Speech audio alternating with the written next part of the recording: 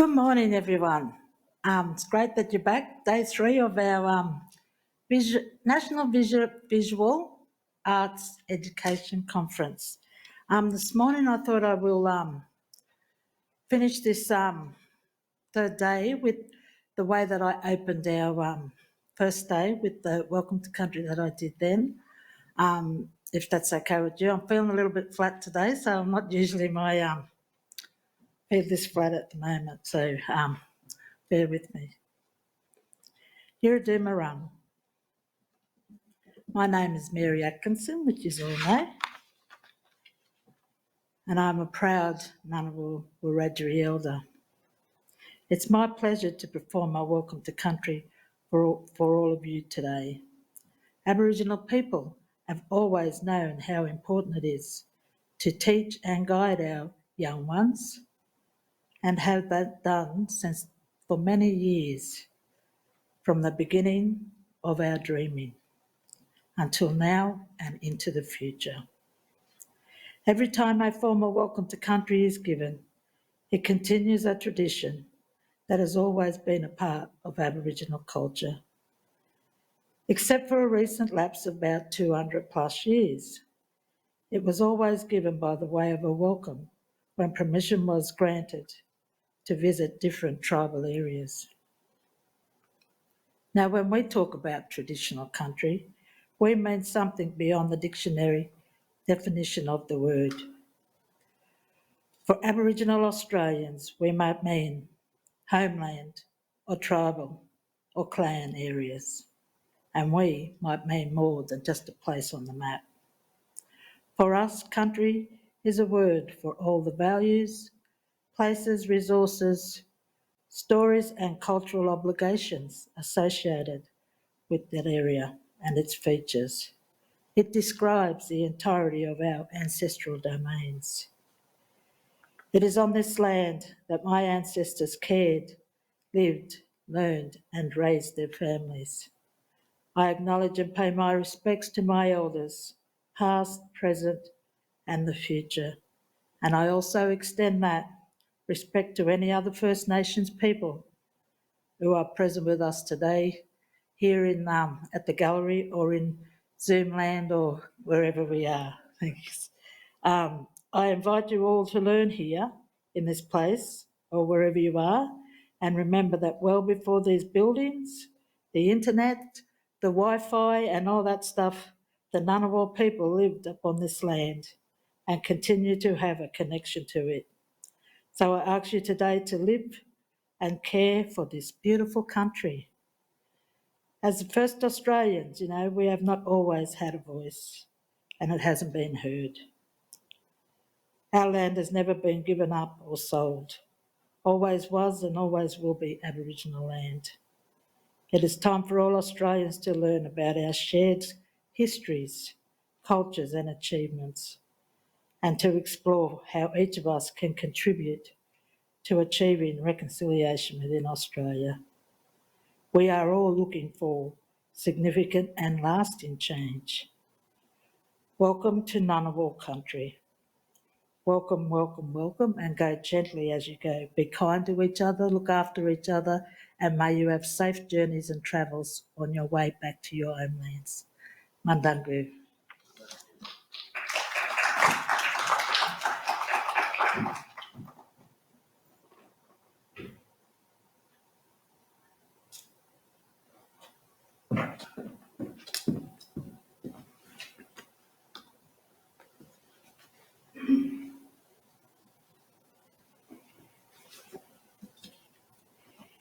Mandangu, auntie.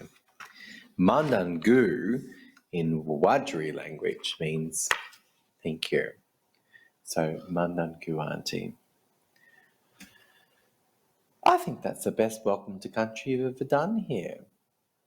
And, Auntie Isabel Reid, Senior of the Year, with the Wagga Wagga people, the Wiradjuri, always reminds us that a welcome to country is important and very necessary because it identifies who you are and who we are. And it's a very important thing that we have people that take the time to make sure that you are spiritually able to be here in a spiritually enabled way. So Auntie Mary, thank you so much for being the elder, the inaugural elder of the National Visual Art Conference. We are indeed fortunate to have you here, and thank you for your generosity to allow us to be within your country, because always was, darling, and always will be Ngunnawal. And we pay deep respects, of course, to the Ngambri people, whom we have a wonderful relationship with. But Auntie, it is so important that we remind ourselves that these buildings have only been here for a limited time, and that you and your peoples have made sure that our culture is available for us here today. So thank you all. There's lots of heads nodding around the space.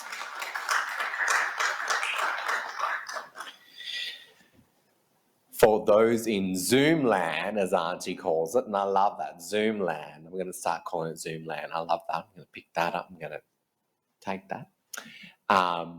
My name is Ian R.T. Collis. I'm from the Darrablab clan of the Gungara people, and I am the very proud grandson of a wonderful woman named Auntie Dawn Collis. Poor thing had to put up with me since I was 4 years old. We won't go there. It's in several books. I'm sorry we're a little bit late today on behalf of the gallery, but there was several administrational things that just needed to be negotiated. And if there's anything that you need, please go down and see any of our friendly staff at the National Gallery, and I'll make sure that we can sort all of that out. And I'd also like just to extend my deep gratitude to the National Gallery volunteers who are here with us and who are learning with us, and their deep work that they do to make sure that this gallery is accessible to all of our peoples and the spectrum of what that is. So deep respects to you. Let's move forward. This morning, we will be exploring future-focused education grounded in community from the team of Neo Learning. Mark and Michelle will be exploring Neo Learning is a process of an education platform dedicated in considering how we can create learners and teachers. It is about focusing teachers and students to give access to quality for First Nations digital arts content, resources, and a live visual experience. In this presentation, you will hear from how Neo Learning champions First Nations young people to think about how they can consider content and models on online learning. We will also be considering how we can empower teachers to feel confident, have agency, and how they can deliver First Nations content in their classrooms. Thank you so much.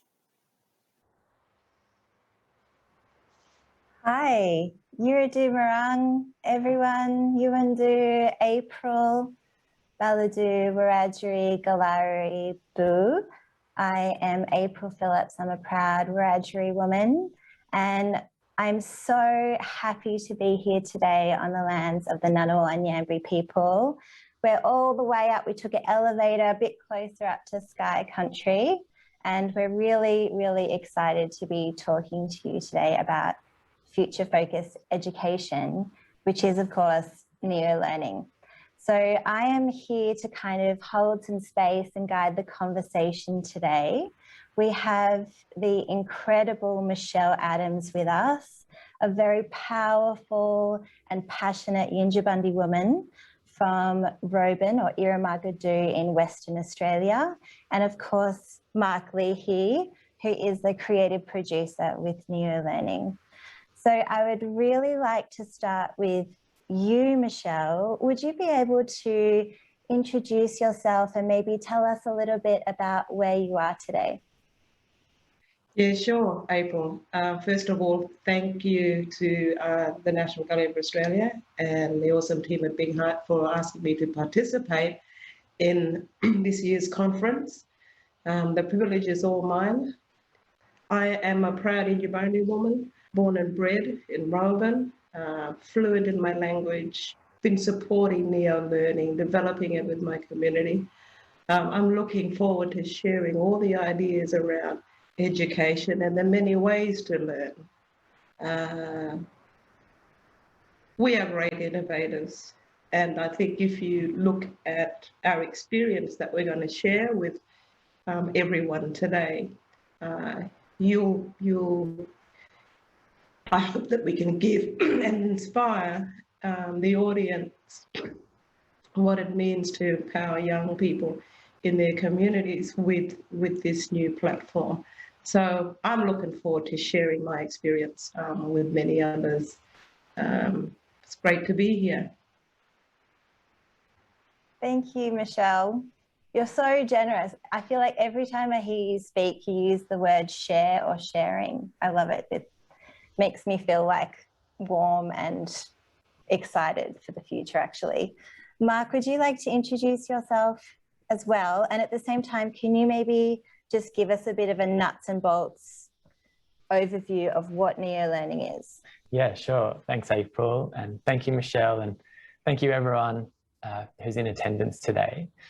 So yeah, my name's Mark Leahry. I'm the creative producer of neo-learning. I've been lucky enough to have been working in this space since about 2016. It was the first time I got to visit Irumagadu, Roban. And I would just like to take this moment to acknowledge how special it is, Michelle, that we're here together virtually, but we're here together and we're beaming up to Irumagadu and you're beaming back here to Ngunnawal and Ngambri country.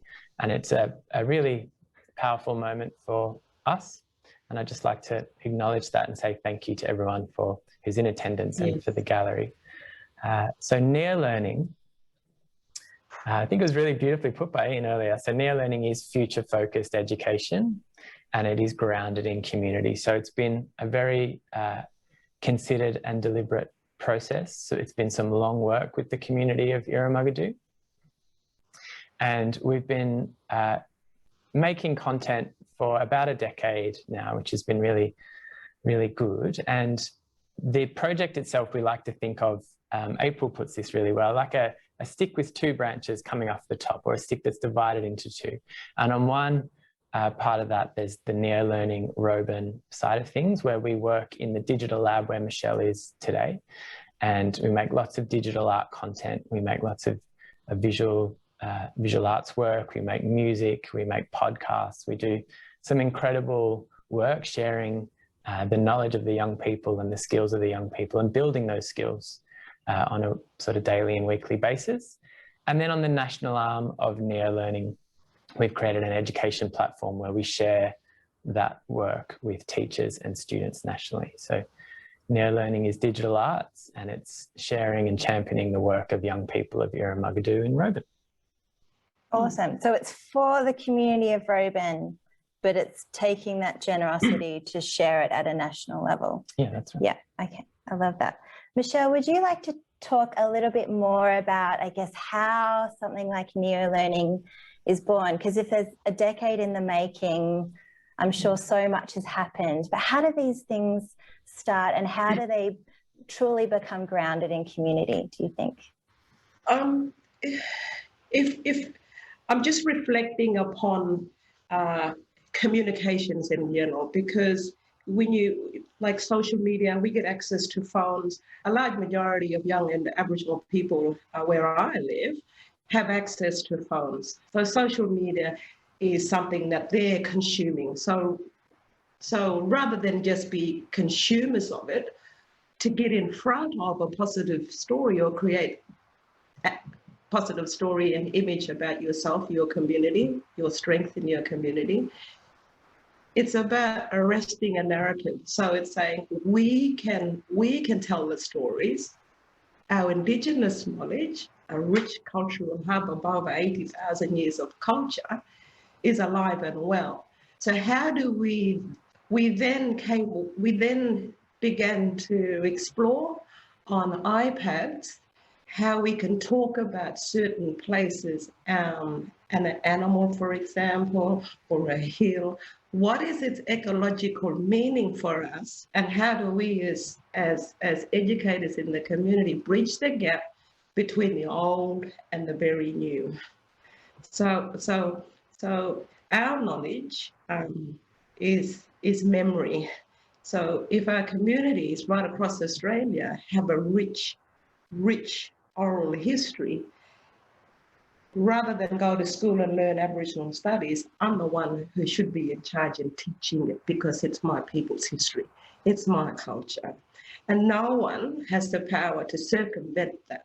So I have found, since exploring neo-learning, once the young person takes control or creative control of something, it's actually acknowledgement to themselves that their place is real to them. So they exist as young people in the community, connected to their mothers, their fathers, their uncles, their aunties, their kinship then connected to country, for them is a way of life. So they are able to transform through this creative process. It's all very individual and very unique, because every child is different. And so we embrace difference. It's a safe space for people to use this tool where you can't fail. There is no such thing as failing here. We found with neo-learning, there's a lot more engagement. So it's actively motivating young people to go to school more, because then they can come to the digital lab in the afternoon. So when we're doing digital art and people like April come, we do workshops. Our programs actually work in two ways. So you get to reward yourself to do all the great creative fun stuff in the digital lab, but remember, it's incumbent upon your attendance at school. So these things work together, and we as leaders in the community, we're activating education in a big space, but in a small space as well, because it's the young person or it's the individual who's creating the story. And it's just been absolutely fantastic to watch it evolve like that. I feel very privileged to be a part of neo-learning. 10 years of it, we're actually now we've gone from Yijala Yala, which is now the two languages that come from Roban, which is Ngarnam and Yinjibarndi. We are now moving into the phase of new Roban. Roban will have a new school in a year or two, year and a bit. I imagine neo-learning will have this digital lab will sit in the new school, implemented by language experts like ourselves, and working directly with elders, that intergenerational approach. We're in the space, we're creating content and story, not for us to just consume, but the stories that are actually a part of who we are and make up our identity and community. In a nutshell.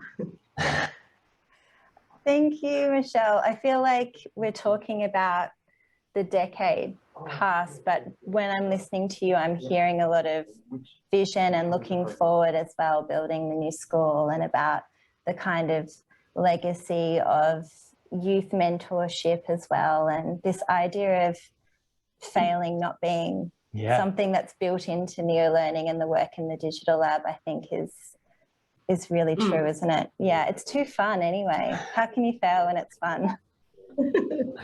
That's right. And so our process means that nobody misses out. The most vulnerable of the vulnerable is being supported to create story. And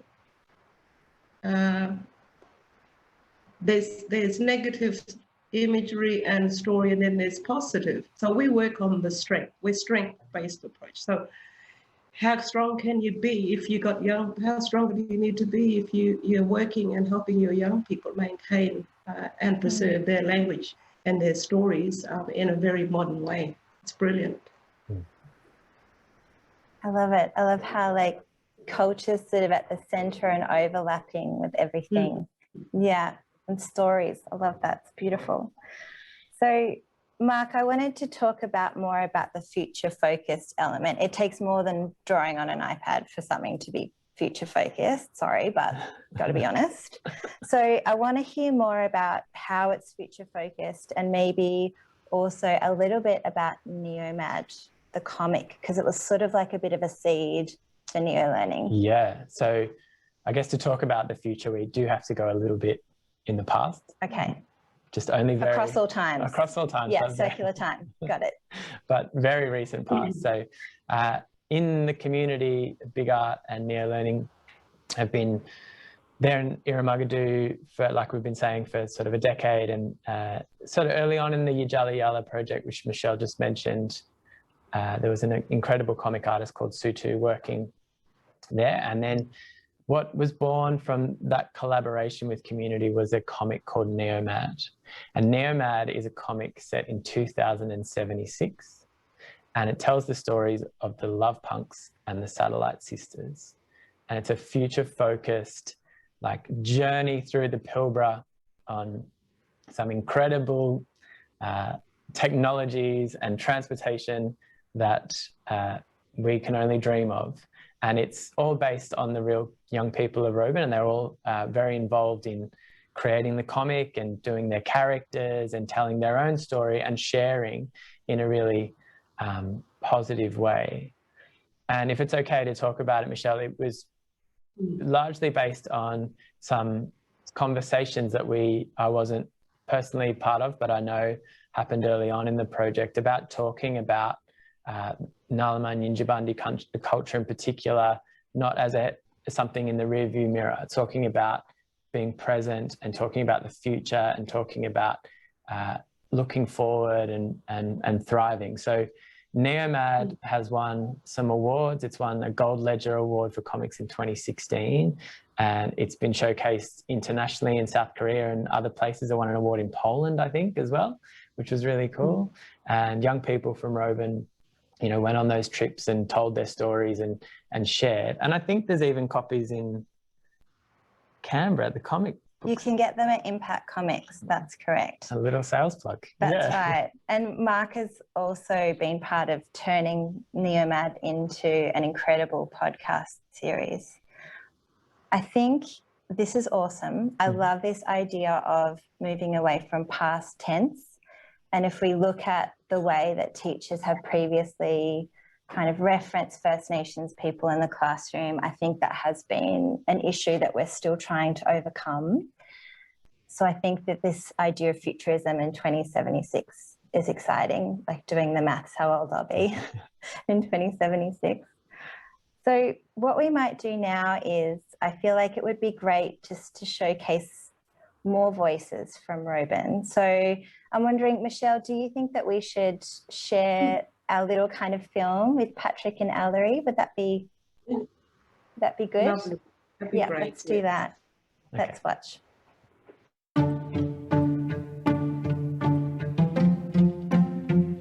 Waiva, Wandiwa, teachers, this is Roban. Irumagadu, Western Australia. Welcome to our town.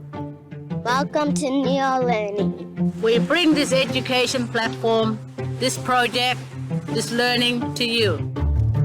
It is here, born on Ngalomangura. Here on Ngalomangura, we learn.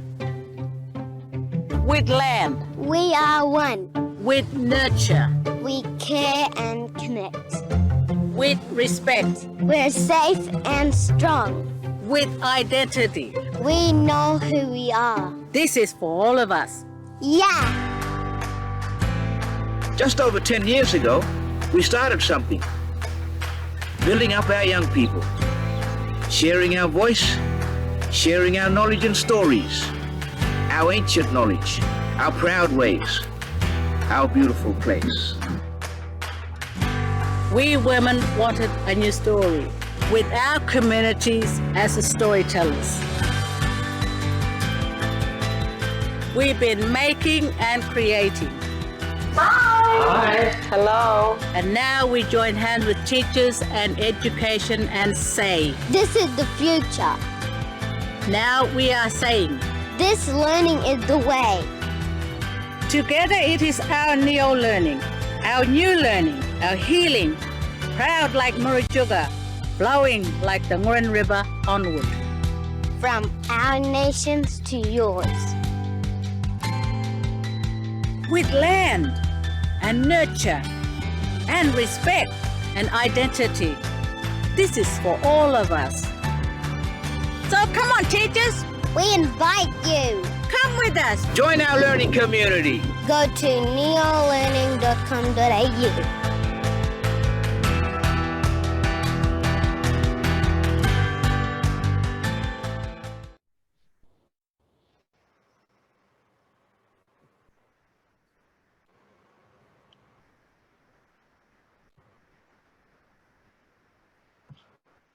Just wanted to Yes. make a moment of silence just to take that in, because I feel like I didn't need to say anything. But I'd really like to throw back to you, Michelle, and you can talk about whatever is coming up for you. I'm really interested in this idea of this is for all of us, because it hits me every time. But I'd love to hear your response.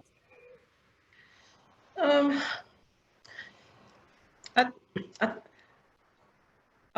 the embracing of the technology is education in itself. So to take an iPad and you have an elder with a young person sitting there is totally transformative, because the elder who is sharing their life and their experience, the good and the bad, to the young person. But beyond that is the story about language and stories in country, which is cultural heritage. We don't here inside our digital lab and the community, the people we work with, our philosophy is that heritage, we don't relegate it to the past. It's a forward moving concept. So heritage, if you see the petroglyphs, and Murujuga is world famous for the petroglyphs, the same artwork and motifs are connected to everyday stories in our language.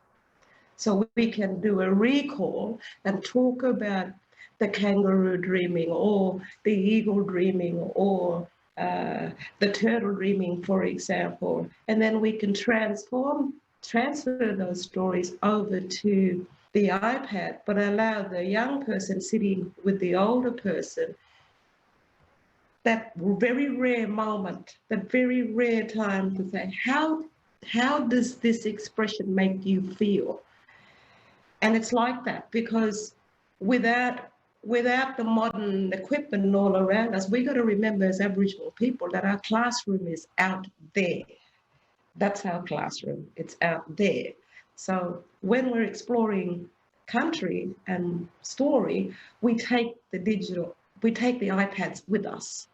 So that allows the young person and the elder to do a visual, to do recall, listen to the story, then create it on the iPad. It's our engagement, it's a learning process. We practice and we practice at it until the kids have just gotten really, really good at it. They can start to explore those other areas, pretty much like what you have in the standard curricula. So like we were saying, you've got language, you've got geography, you've got science, you've got things there that exist in the world of an Aboriginal kid.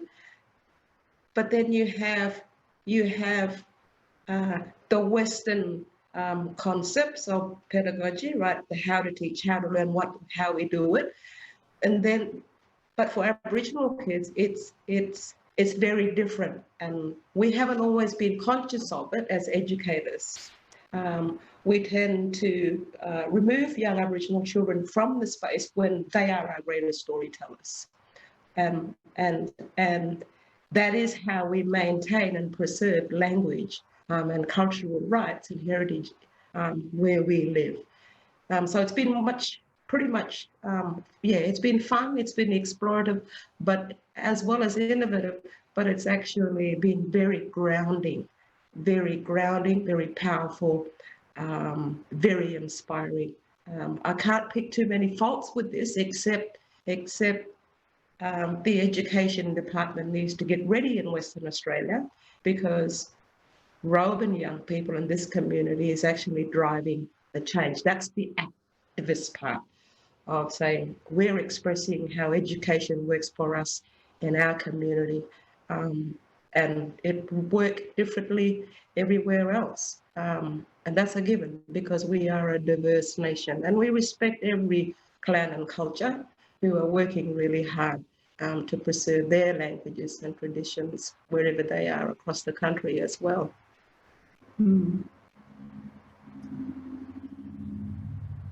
Thank you, Michelle. I love this idea of driving change, because I just like, as soon as you said it, I imagine like kind of being behind the wheel, you know, and you're on a journey to driving change. And yeah, I think that it's powerful that young people are a part of that.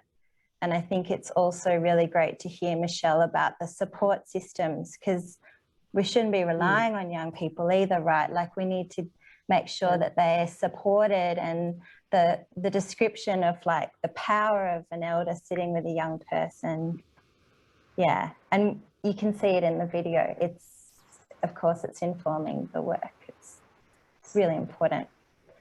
Should we have a look at some artworks? Because I'm actually kind of receiving this message from our crowd somehow. They're really curious. I can start to feel it. So should we have a look at some of the visual artworks now? We have a few to show and share, and maybe, Michelle, if you can help us sort of talk about some of these artists and artworks, would be amazing. Yes. So that one's of Murujuga. So how the school, the district high school, we had about 20 students that day, along with the rangers out at Murujuga. So it's a cohort. So you take the young people to the place, they can learn on country, get a visual of the site, and then read and imagine what they're creating. But that's an actual place.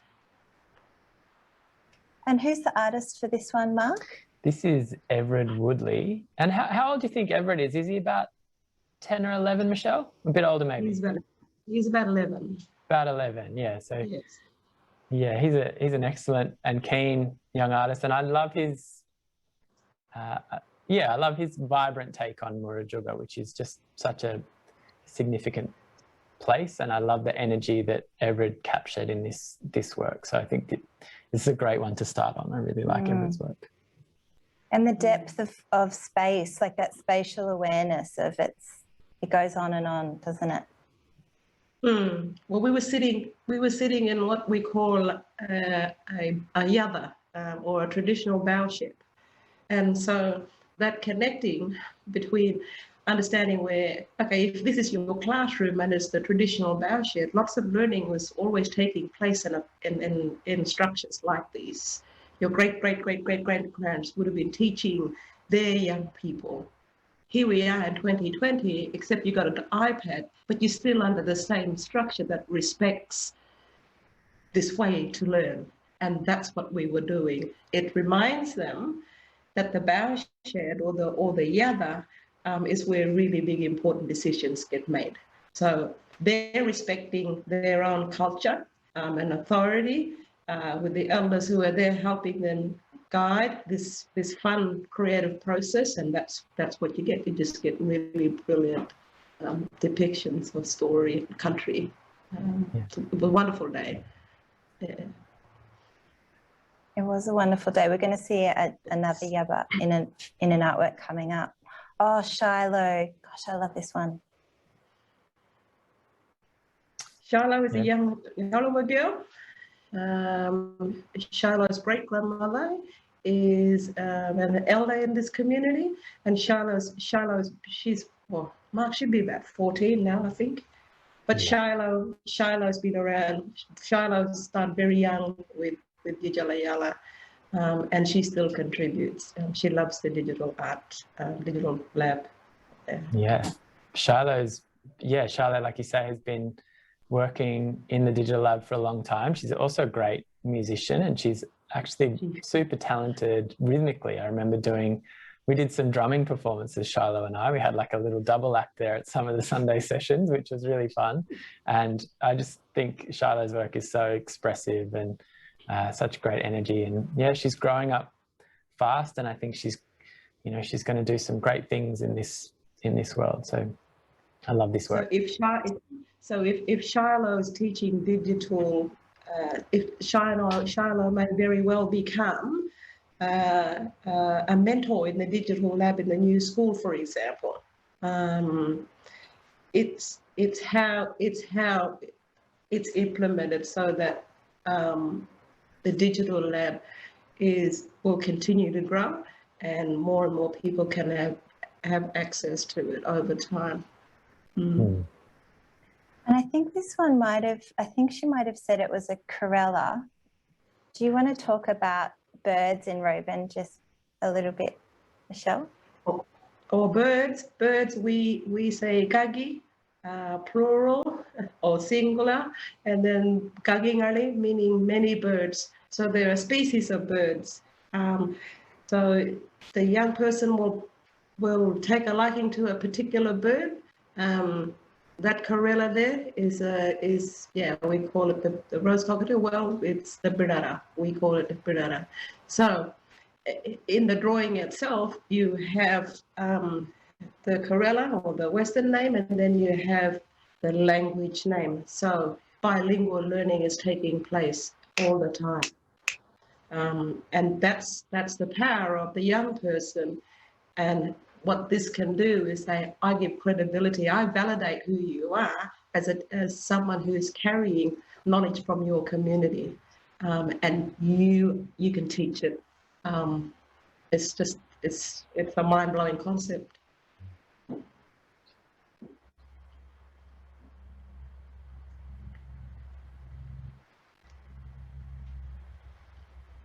The dadarkura or turtle, dadarkura, is an important animal in our dreaming, on the coastline here. They also run turtle hatchings. Our young people have been out, and those who engage in the digital lab, they also have been out with the rangers and out on the sea, looking at turtle habitats. So again, it's all part of the learning cycle. It's not just a kid picking up and deciding that they want to draw a turtle because they like turtles, but for us, it's driven inside as part of a matrix of learning on country, listening to the story. It's tangible, it's real. You can touch it, you can feel it, then you can go back and draw it. How did it make you feel? You have a greater awareness and understanding about your own culture and your place in your world just through one drawing. And you can be as creative as you like, so long as I believe that inside that space we're doing that intergenerational thing. We're actually supporting the young person through that walk. So we could go out and learn about turtles every other day. We could pack up our car on a Sunday, go out down to the beach, and let's talk about turtles. But when you're talking bigger stuff around education and what the digital lab and neo-learning is all about, it's so strong. It's really strong because if you can grasp story, if you've got story in your community, you're already ahead. You just need mentoring, how to utilize the tool itself, and explore and have fun. We would love to share and have that inter-exchange with other young people or in other tribal groups or language groups across the country, and that's never been achievable before. This is actually showing us the way that we can share our languages, we can share our culture. with some kids that's sitting in a town camp in Alice Springs, or a kid that's sitting up on Cape York, or anywhere in the country, even in Tasmania. We can have that cross-intercultural exchange and bring people closer together and work in greater harmony, and keep shifting the boundaries of what education is, pedagogy, learning, and how we learn. Oh, yes, and it moves. Look at that. Amazing. You're really holding out on us there, Mark. The big reveal. Yeah. So great. Thanks, RJ. Amazing. So does this one play as well, this one Mark? should play, yeah. I wonder if we can get that to play. Just check if that makes it go. Oh, there we go. Okay, so this is 3D. Oh my gosh. And it's the same artist, young RJ Parker, Roderick Parker Jr. Yes. He's incredible, isn't he? He is. He loves his music as well. He's an adept musician. All these young people have been created for a long time here.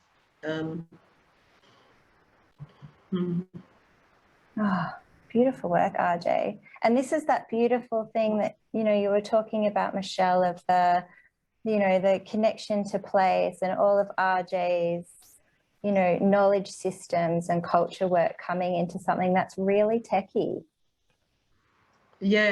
And we want more, and I believe more and more teachers need to, or if the desire is there, I would say explore this. I would encourage you. Community and education, or the sector or the system, they're not a separate entity where we go to it all the time. We are actually teaching the system, and actually providing a safe space or a platform where children don't drop out of school, but we're actually elevating them to perform. That's the other powerful aspect of the work. Like I said, you have the reward of creating all this beautiful stuff in the digital lab, but it's incumbent upon your attendance. Watch you see the school attendance go up when there's projects like this running.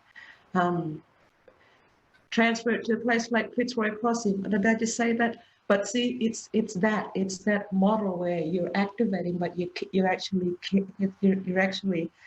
driving positive change. And you're not criminalizing, which can often happen, young people because they appear to be disengaged, or they're acting out as juvenile delinquents. What we say is work with their strength. They have 80,000 years of their people's culture behind them. And we need to value that. Sorry, I just got emotional there. Wow. No, it's good. We all want to hear everything you have to say, Michelle. Need to set out a whole day to have a big yarn for this. Who's this artwork by, Mark? So this is Shemaiah Woodley's, and I just included this because I just love the texture and the skill of Shemaiah in this work. It always jumps out to me, and I just think it's just incredibly beautiful. Shemaiah is a great young artist as well, and this was a little while ago, actually. This was 2019, so when we were post Neomad and working on new things and what's next, and this came from a series of workshops around September time in 2019, and I just think it's really strong, really great. And this is a star, isn't it? Fabiana's a total star. This was at Murajuba too, I think, Michelle. Yes. She was the youngest there that day. Fabiana, she was the youngest there that day, but just totally taken by the country, and just sat in her chair, and very focused. That's why you got something like that. It's brilliant. So that getting out on country and seeing places of significance it's very real to them. When we say, say, do we know where Marajuga is? They can draw it because they've been there. Yes. And it's real to them. Mm. So probably have time for 2 more. Oh, Lorianne, stop it. This is too good. I love that one. Yeah. This is Lorianne's energy, isn't it, Michelle? Like all her positive nature and fast paced and yeah. Yes. We have shields, which we call a yandi, and on the shield are zigzag patterns. And the zigzag patterns actually signify our access and our connection to the parts of the Fortescue River. So you will see other tribes from the north all the way to south, east to southwest. They will carry a zigzag pattern on their shield, and that's what that reminds me of. Like, oh, the zigzag pattern. Well, then I must be this, because that's where my old people come from, that part of the river. It's very powerful knowledge. And you feel the power in it when you look at it. I feel the power in it when I look at it. Yeah. Oh, Mark just gave us a glimpse. Yeah, then. seams work. Now, Michelle, those little structures in the background, is it the yabba that you were talking about before? Yeah. Yes. So the yabba is the structure of the bow shed where really big important decisions get made. And bit like a corporate boardroom where you're about to bid for $1 billion takeover or whatever. The yabba is significant for sorting out our business and setting the order of the day. We sleep under a yabba, we eat together, a totally egalitarian space. Nobody owns anything. And it's a safe space for you. It's the classroom.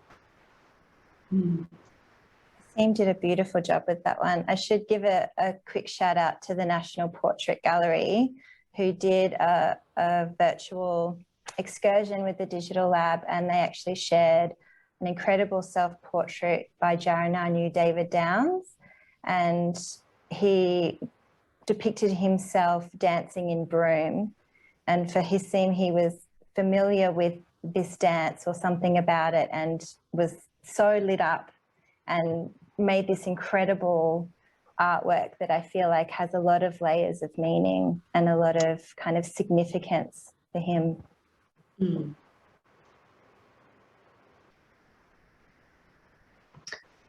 Yeah, Lashanre's Walu, Michelle.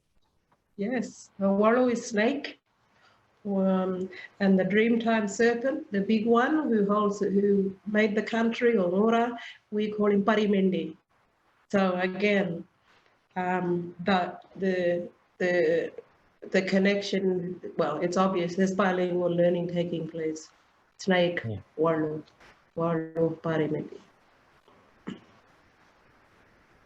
So we're going to talk about this last artwork, and I'm going to ask people to put in some questions at the same time, and then we'll move to our Q&A. But this one, let's talk about Amarisha's incredible artwork while we get some questions coming in.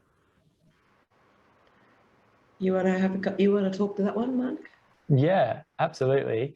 So I know that we love in the Neo Learning virtual classroom, this is the one we always share last, because just friends and family, and just summarizing what that means, both in from a personal point of view here in the artwork, but also, nationally, and the spirit of kind of including everyone, and the spirit of having a go and having respect for each other and having respect for the self, and bringing everyone in close. And Amarisha, talking about this work, spoke a lot to that.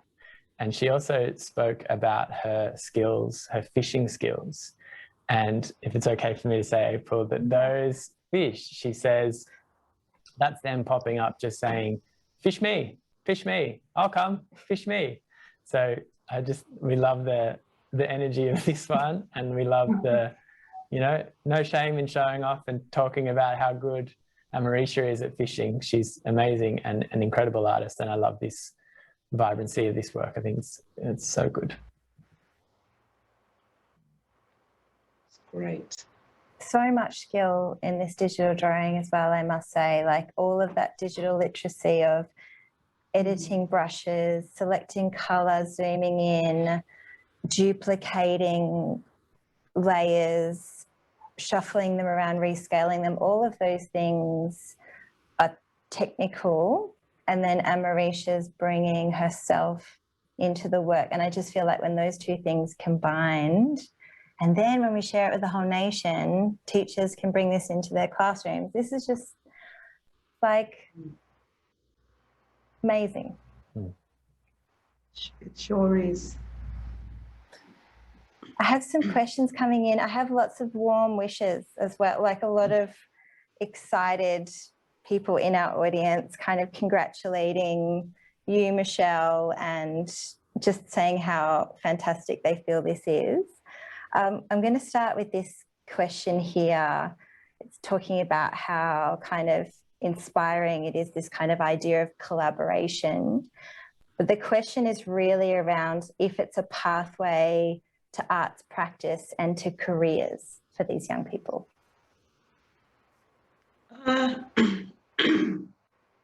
Yeah, well, they're the experts already.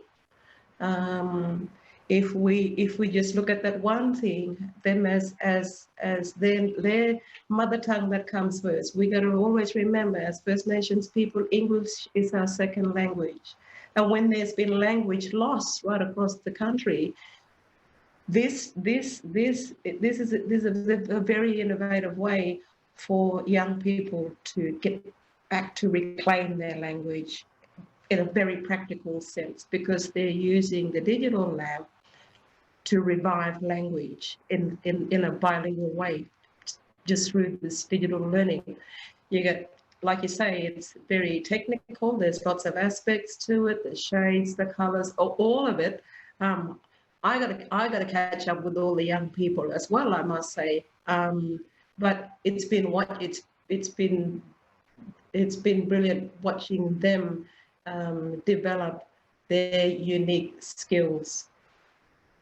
If you look at Roban on the map, we are probably, very close to, we have artists who have had exhibitions in, international. We've got artists who have, held exhibitions in Rome. We've got an artist that lives here, that Queen Elizabeth has a painting of hers hanging in Buckingham Palace. This is a brilliant, brilliant arts hub. That's because of places like Murajuga. That's because of, the ecological and cultural value of where we are. We live on some of the, on the oldest landscapes on the planet, impacted by mining. And yet there's this beauty and this prevailing resilience around language and culture, and that's the dynamics that we're working in. Challenges us all the time, but when you see brilliance like this and you can see the impact, the positive social impact that it's happening, it needs to be embraced. And keep on sharing the ideas. Keep on sharing it out. And we do have a QR code actually we can put up so that everyone can jump onto the website. And I'm just going to ask one final question before we have to hop off. And that is around like the next chapter. So how else are we going to layer technology and culture in this project in the future? What are the plans? So I might jump in here, Michelle, and then you can finish off. I think what we've learnt about technology and the work that we're doing and the collaboration, the word that keeps coming up is connection. So as long as we can keep using that technology to connect us, so to connect Roban to schools all across the country, like you've said, to have a share, like young people in schools will share work back to Roban and start that dialogue. I feel like that will always be at the center of what we do with technology, making sure that that connection stays strong, because that is been so important so far. And in terms of like emerging technologies, the young people at the Digital Lab and the young people of Irumagadu have such a hunger for embracing new technologies that I think they're going to be at the forefront of whatever comes next. Look out NFTs, look out cryptocurrencies, look out whatever's coming down the line. But it's going to be really exciting. And these building blocks, these digital literacies, these skills, sort of setting us all up in a really solid way. So that's something that's really important and we're proud of in the work. Yeah. My final comments, I guess, just thanks for everybody listening and tuning in. The thing we love about art, and we're in this space, is we get to see ourselves often for the very first time, if that makes sense. There's no judgment of character. Every child is safe. We say, you deserve the best. You are brilliant. So there's no, you can't fail on this. And it can only inspire a student to do better, to improve. I can't say enough good things about it. I'm enjoying the journey. We are in the legacy phase. The young people, there are young people who have been a part of our Yella projects for a long time. Those alumni now, a couple of them are actually on the pathway to mentoring and going to study teaching themselves.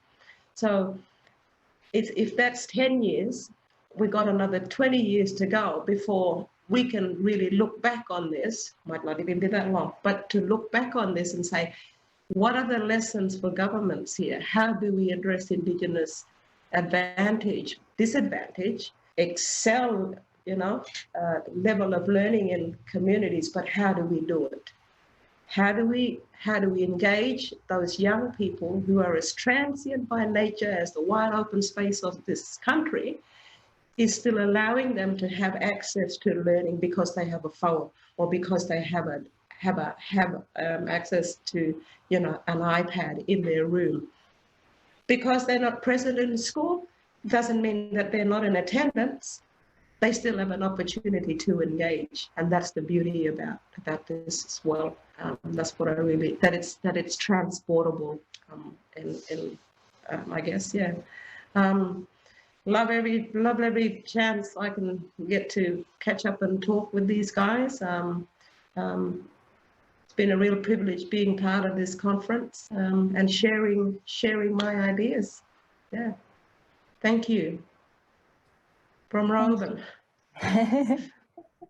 Thank you so much, Michelle Adams, and thank you so much, Mark Leahry, for joining us today. And thank you everyone, of course, in our audience.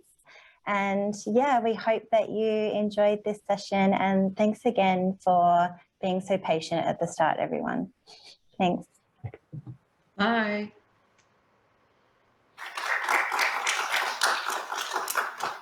Oh, darling, no thanks necessary. Digital literacy, look, I wouldn't even know when. I know that we're running a little bit behind. And again, I echo April Phillips' apologies about that. But what has been very interesting, I just want to reflect on a few things, and we'll reflect later this afternoon, of course, in the reflection session. But what has been very interesting about this National Visual Art Education Conference is it's not Indigenous. It's a conference that's been focused in Indigenous ways of knowing, being and doing. Black fellas timing is different. Energy, time, and space. And I don't know if you've seen and experienced that, but the passion of our peoples and the commitment that they have to our youth and to considering future-focused approaches is really quite wonderful. So I always, my mother is always very much me on the time, but my father, who's Aboriginal, is always like, oh, no, it's all right, take time. But I just want to be conscious of that, that we are in these two worlds. And we're also just, give yourself a break. It's been 2 years of bloody COVID.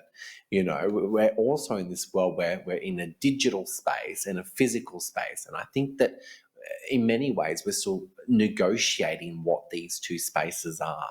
And we'll talk about that later today. I used to work at the Australian Council for the Arts. I had the deep pleasure of working at the Australian Council for the Arts, and I love the Australian Council for the Arts. I believe in what they do. And part of my work at the Australian Council for the Arts that wasn't in my PD, but I ended up involved in developing the digital culture and arts strategy, and then more specifically the First Nations digital culture and arts strategy that is yet to be implemented by the government, which is the Federal Arts Advisory and funding body and a statutory declaration of the federal government. They are still doing work in that space, but there needs to be investment in the research that was focused on First Nations digital literacy and brought together, a whole range of people from across Australia, talked about what is digital literacy, how are we as First Peoples really well prepared from 200 years of adoption already and well before, to consider how our youth teach our old ones and our old ones with our youth. Auntie Mary always got to help with the phone, because the old ones are different. They're still developing those digital literacy skills. What is that consideration in what are we doing? And I push back on government. What is the government doing to invest in digital literacy skills for the oldest living cultures that are creative, adaptive, responsive, and divergent? We talk about this at Harvard I talked about this at Harvard several months ago. How can we prepare our peoples to actually have digital literacy skills and also invest in our youth to make sure that our youth have that relationship with our old ones that is naturally a part of our maintenance of our culture? The old ones teach the young ones, but the young ones teach the, it's both ways. I know we're sort of like not connected digitally, but thank you for that. That was amazing. But the other beautiful thing was that art is at the centre, but it's so joined up. Everything, geography, biology, science, creative stuff. We put a line here and a line there, but that's all joined up in a beautiful way of learning and expressing through visual culture. So what an amazing model. Well said. And I want to explore that more with you this afternoon, because when you're looking at metaphysics, right, and you're looking at totemic events and all of those sort of things, right, all of this matrix that Auntie was talking about there in WA, and we don't hear enough WA perspectives, in my opinion, talks, the whole totemic events that made and make country are about all of that. It is, literally, in my opinion, and I talked to the director of Logic Tech about this several months ago, is that, in my opinion, www is just the dreaming in many ways. because I had a wonderful quote by a very dear friend of mine who's a producer at NITV. I said, darling, I don't know anything about digital. He goes, Ian, digital's like the dreaming. I said, what do you mean? He goes, because you never know it. It's always evolving and changing. So I just wanted to pause and to take some reflection on there. And I love that Auntie reminded us about the power of our young people. I can't thank you enough to make sure that you're enabling and protecting our youth. As Aboriginal people, we are obsessed with our youth. We are constantly investing in our future. So if we're not investing in digital infrastructure, digital investment in infrastructure, if you do not have the infrastructure, you do not have the skills. And this is what the Australia Council for the Arts Digital First Nations Digital Culture and Arts Strategy explores. If you do not have the accessibility and the equity, and that became very clear, I'm assuming, to all of us as educators, particularly in the last 2 years where we had to pivot, and I've been pivoting for years because I'm an old dancer, to online bloody platforms that wasn't part of our PD and have to constantly respond to everyone and all of that, which we've all done so beautifully. But if we've had to do that pivot and all of that, that's fine. But it was particularly evident in Western Sydney, where you've got the largest and most diverse demographic of Aboriginal and Torres Strait Islander peoples in the world.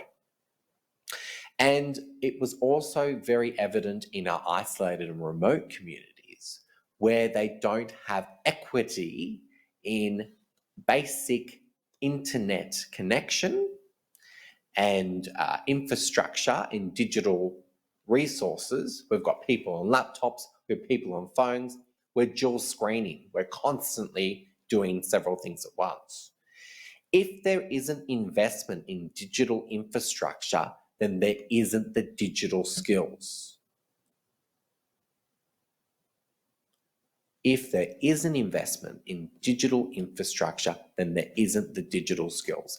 If they don't, and our peoples, all of our peoples, Indigenous and non-Indigenous, if we do not have access to digital infrastructure, connectability, then you don't have the skills. Because digital, and I'll close up because I'm conscious of the time, is about just learning on the go, right? Because it's constantly, Facebook changes all the time, drives me mad, drives all the elders mad because they're obsessed with Facebook.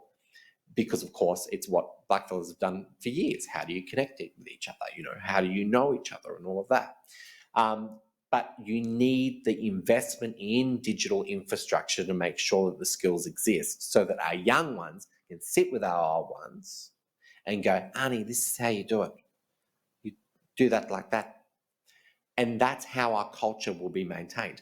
Indigenous culture is not a static, classicism culture. It is an evolving culture. It is a culture that is forever moving and growing. And this is why, culture, the process of doing something, but it is a cultures that understand that they have to adapt to make sure that our culture, our process of making our connection to country, is there in the future. Anyway, I'm crapping on. So think about that. And that the young ones teach the old ones and the old ones teach young ones. That's very important. So just think about that, because that curiosity is something that is embedded in all of our education systems. So I just talked completely off script. Aren't I naughty? And we've got to go have some lunch. Oh my goodness, we're so behind time. So thank you, Mark. Thank you, Mitchell. Thank you, April. You've blown us away.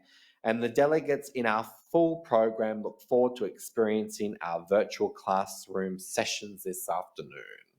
I would now like to share our final ceremony postcard for this year's conference.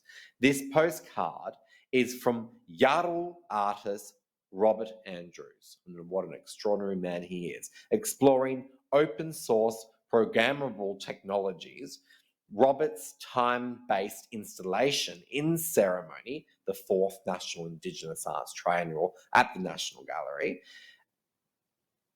explores slowly words and ochre on a wall, and to consider what that is, and looks at it in white chalk and technologies. We love it. To our half-day online delegates, we say farewell. We'll see you soon. As Annie Isabel Reid says, cheerio, not farewell. We'll see you soon. Thank you for joining us for the National Visual Arts Education Conference. And we will be sending you just in some time our links online for the next of the content that's been explored over the next 2 weeks, alongside a survey, and surveys are important. Feedback is our medicine. Tell us what we need to do. So we're over time, but again, I referenced that it's a characteristic of what's been explored, in the sense that it's a National Visual Arts Conference, but you put Indigenous culture in a National Visual Arts Conference, that's going to be what it is. So, postcard, and let's go have some lunch. Online delegates, we adore you. See you soon. I didn't start out to be an artist. I realised that my skill set that I had, and sort of the making and putting things together, was a really wonderful way for storytelling that I couldn't do with words. Telling my stories through artwork gave me a new voice in a way, so that's, for me, it's a powerful way to bring things forward.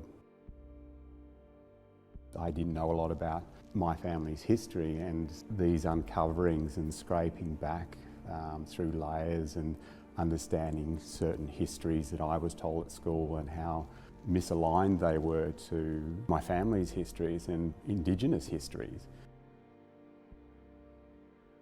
Very challenging to go through, but that's in a way making the artwork was a way to work through those challenges, I think, for me.